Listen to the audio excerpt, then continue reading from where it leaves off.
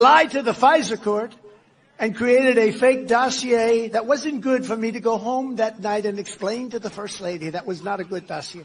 JD, you never want to have to do that. Never. That was not good. But she actually believed me. She said, I know that's not your thing. You know why? Because I'm a germ freak. She said, you're not. That's not your thing. That's not.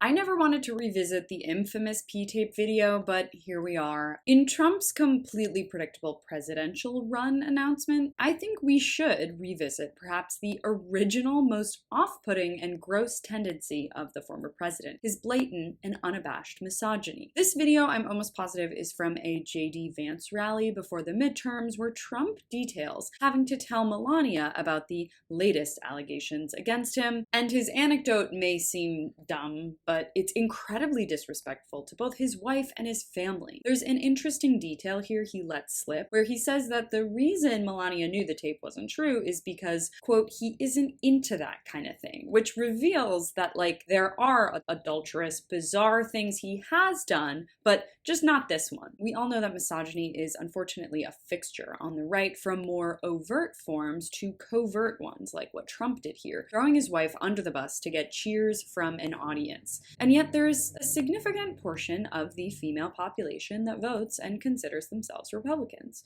Now, I personally don't think that a woman voting for a Republican necessarily means she's voting against her self-interest. She could have a conservative economic outlook or emphatically reject the school closures that happened during the pandemic. All I mean is that whether we like it or not, there are female Republicans, and there always will be. But it does take a lot to look past the celebration of toxic masculinity that so many right-wing figures openly display. From Andrew Tate to Jordan Peterson, there's a pattern of speaking about women in a way that would never be tolerated in left-leaning circles for good reason. Here is what I expect.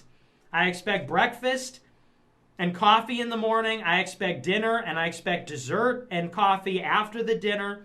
I expect at least 5 kids, 3 of them at the minimum male, and I expect a clean house, maybe a pet like a shark or a dog or a monkey, and I want my laundry to be done, and I want and that's what I expect, and that's what I expect from a wife.